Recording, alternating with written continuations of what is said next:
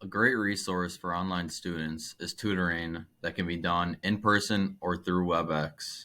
I'll be showing you how to schedule a tutoring session so you can do so yourself if you choose to. The first thing you do is go to uww.edu/tutorial. This will be the page that pops up when you type in that URL. You scroll all the way down the page, which it'll show hours it's open, when tutoring begins, all that info, as well as scheduling your tutoring session itself. The first thing you do is click an area subject you want to be tutored in. For say, I need to be tutored in accounting. So you click accounting, and what pops up are the people available for tutoring in accounting.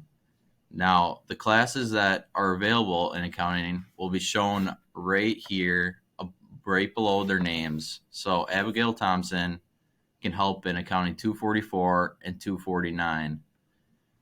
If I were to schedule an appointment, it shows undergrads would click right there where it says click here, and then graduate students would have to email. And if you had any questions, it also states to email them as well. And that is how you schedule a tutoring session if you so needed to.